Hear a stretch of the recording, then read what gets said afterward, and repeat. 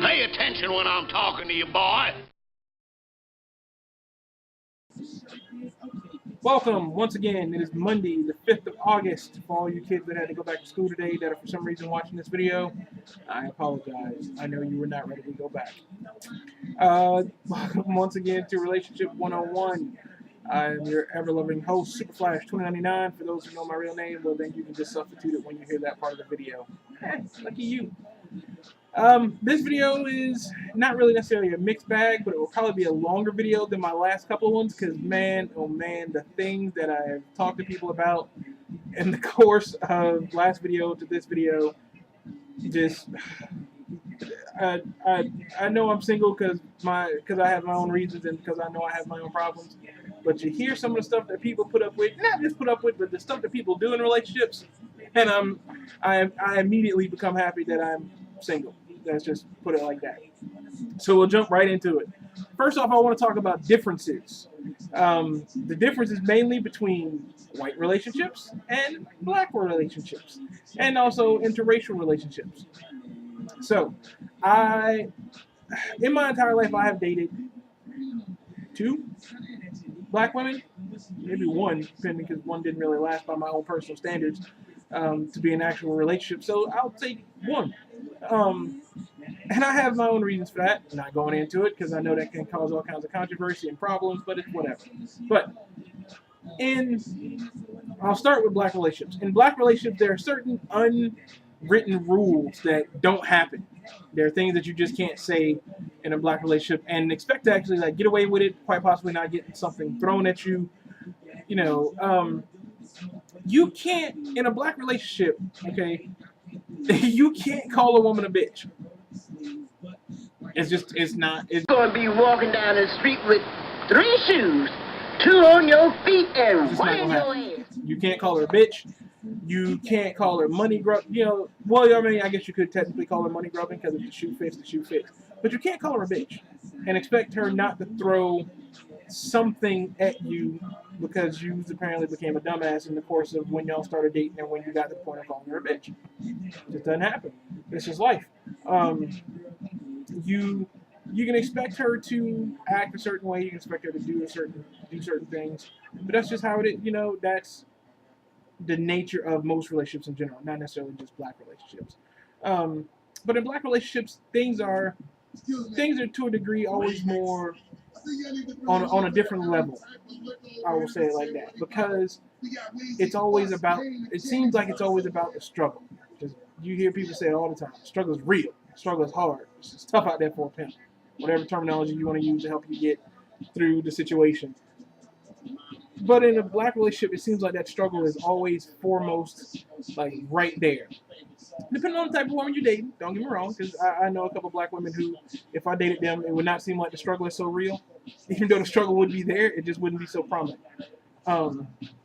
So that comes down to who you're dating. But it always seems like it's always there. From what I've seen from the guys I know who date black women, it seems like the struggle is always there. It's always something. It's never just, hey, how you doing? Want some orange juice, bacon, and eggs type of situation in the morning. No, you wake up and it's like, the rent's late, the bills are due, the car note is due, I need to get my hair done, gotta get my nails done, we going to the club this weekend. God damn it, look, calm the fuck down. Let's just have just like a normal ass fucking morning. Can we do that? Can we have just like a regular ass day? I'm just saying, that's just me. I'm laid back. I'm too laid back to be stressed out as soon as I wake up. It fucks up the whole day to be stressed out the moment you wake up. People should realize that. Don't stress out the person you're dating. Either side. Doesn't matter. Don't do it because it makes everything just complicated. Now, in white relationships, from the other side of the coin, it seems to be so much more easy. Shit's not always in the forefront. I mean, yes, there are problems, but the problems aren't always predominantly in your face. It's, hey, honey, how you doing? Yada, yada, yada. And in the course of talking, hey, this gotta happen, this gotta happen, and this gotta happen. Now, don't get me wrong. There are situations where you can date a black woman and it'll be like a white relationship where the shit's not in the forefront. And then there are situations where you'll date a white chick and it'll be like dating a black chick because the situation's always there. That's them ratchet bitches. And yes, I use ratchet. For all of you who know me, yes, I just use ratchet. That's them ratchet bitches. But that's one of the things you got to watch out for. If you're dating a ratchet bitch, that's your fault.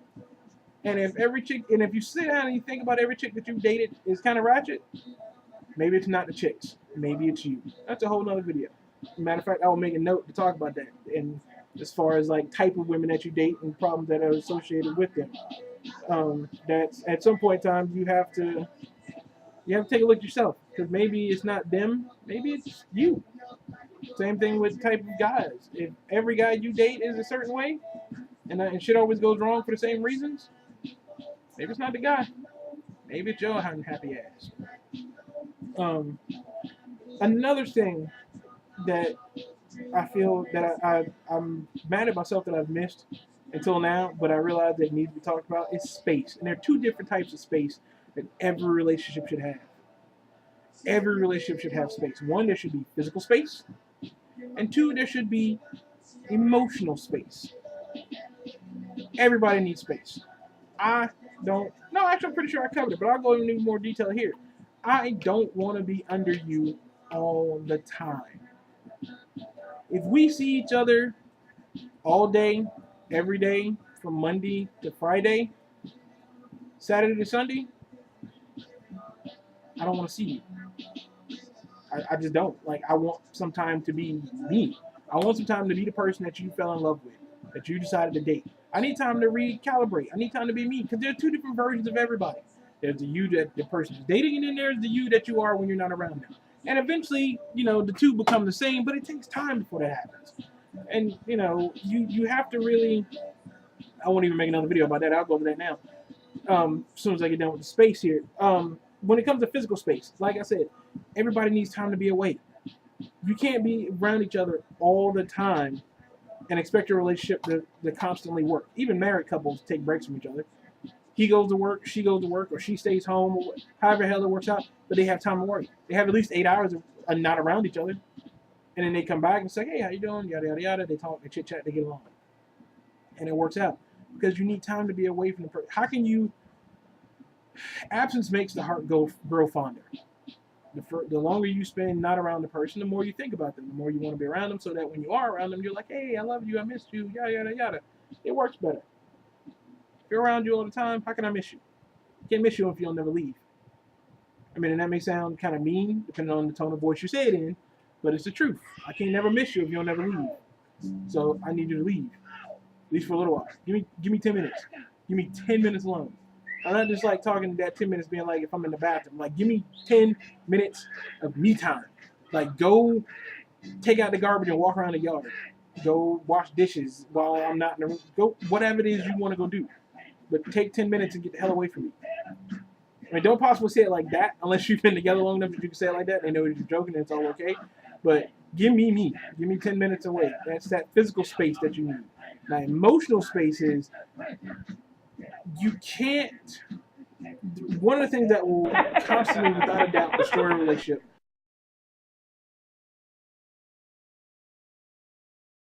in my personal opinion, is to be emotionally close to each other to the point of, oh God, I feel what you feel. No, you don't. You don't feel what I feel, because we're all different. So don't tell me you feel what I feel. Don't tell me you understand what I'm feeling. Because if I got shot in the foot, I'll put it to you like this. If I get crippled and I lose a leg, don't tell me you know what I feel. Don't tell me you know what it's like. Because if you still got both your legs, you don't know what the fuck it's like. And that's kind of how emotional feelings work. If you aren't going through what I am going through, if you haven't been through what I have been through in my life, you don't know what I am emotionally feeling at that time whenever whatever happens that makes me feel how I'm feeling.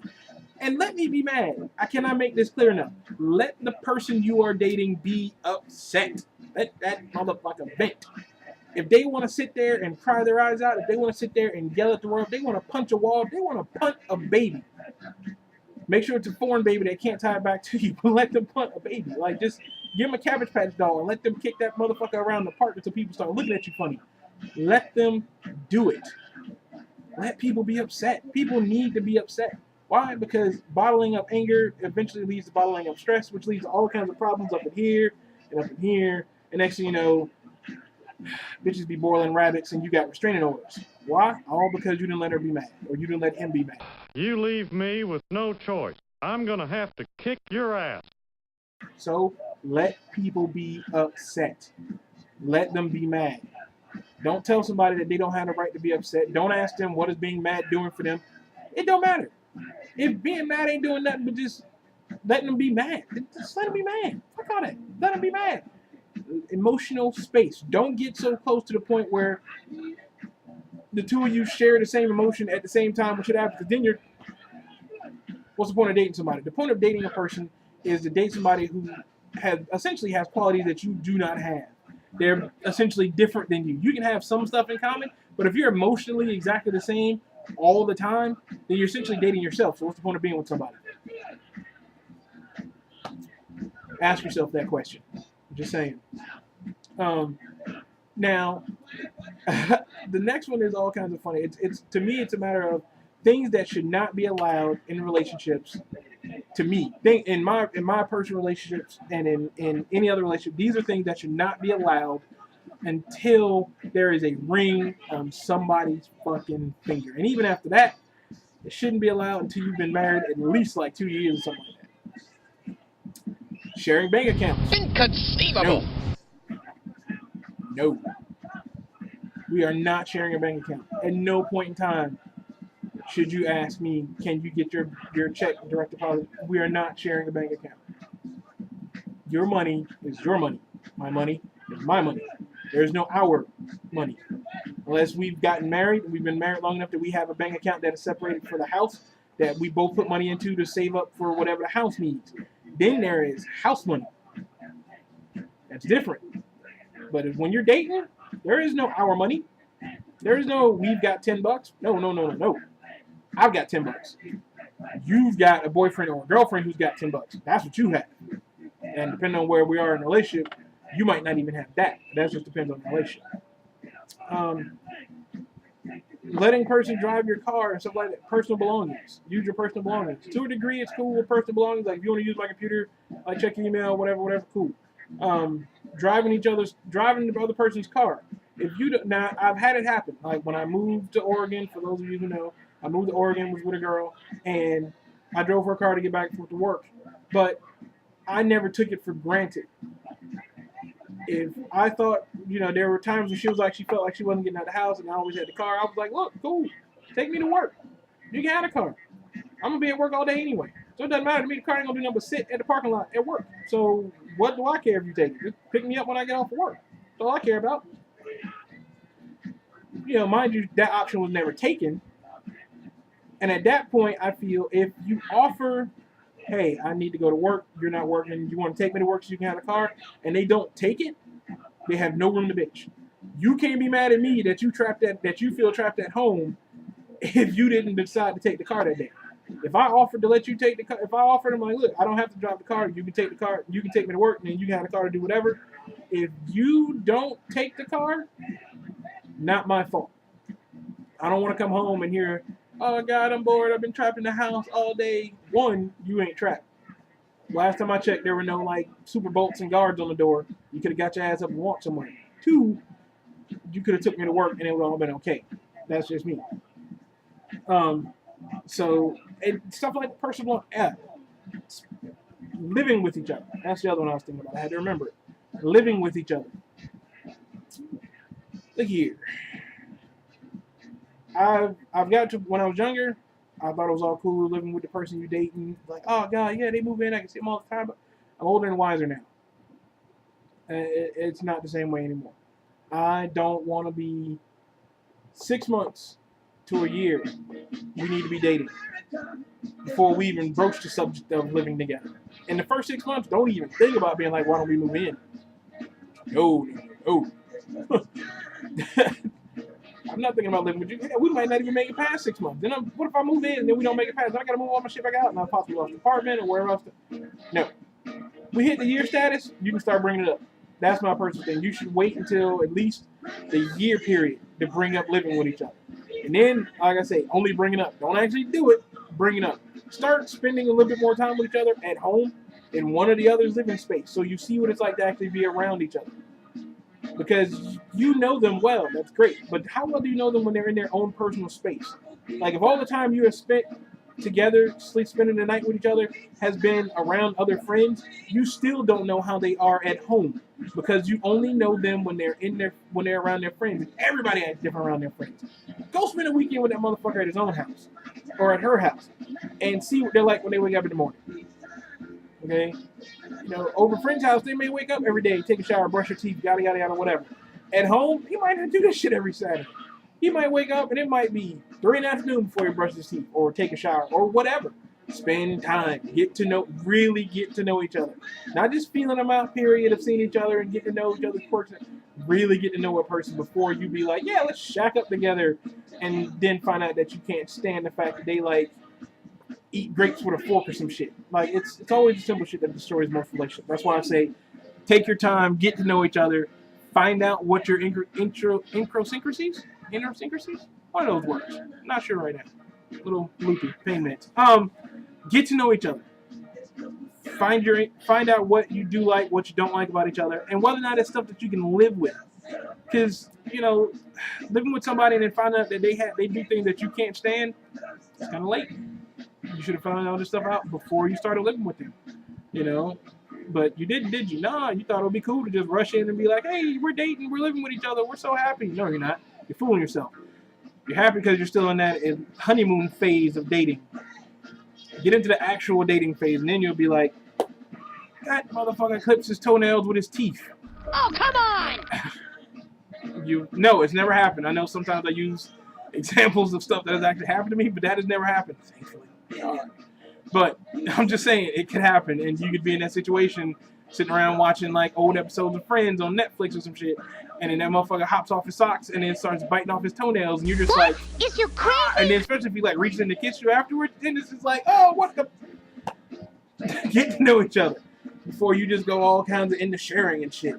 You know what I'm saying? Don't do that to yourself. Really, really don't do that to yourself.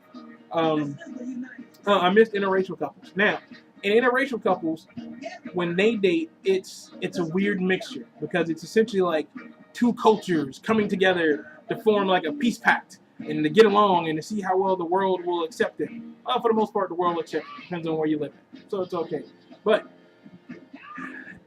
it depends on the type of woman you're dating. If you're a guy and you're dating a ratchet chick, or if you're a chick and you're dating a ratchet dude, shit's probably gonna go wrong.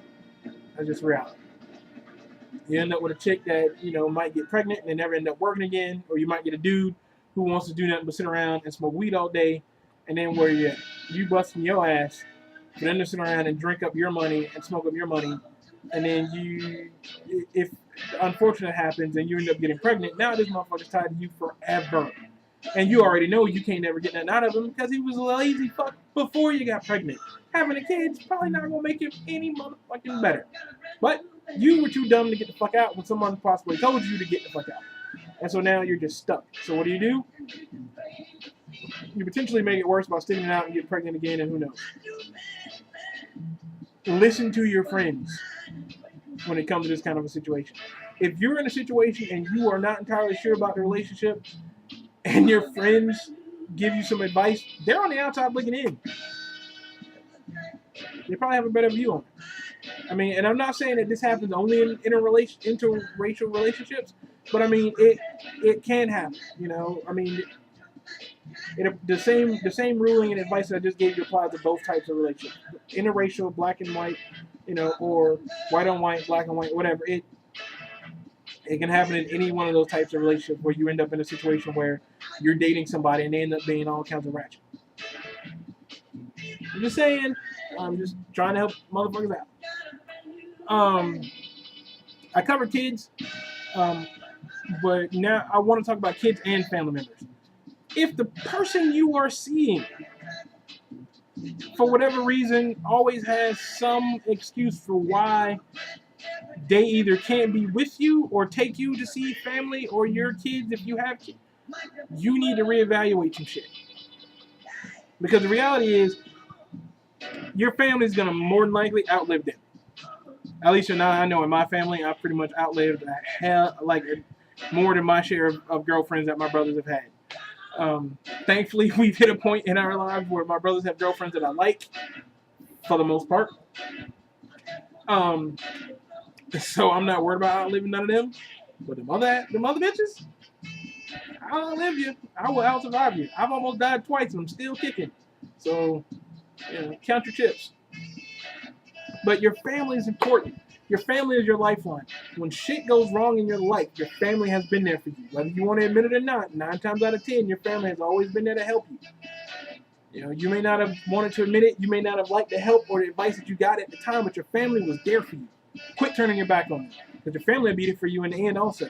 No matter what the fuck happens, your family's always going to be there for you. Unless you do some really, really dumb shit to burn some bridges between family members, they still going to be there for you. And even in some cases, even if you do some really, really dumb shit to burn bridges with family members, they still there for you. I know for a fact some of my brothers, some shit has happened in my family, and I'm still there for them. Why? Because we're family.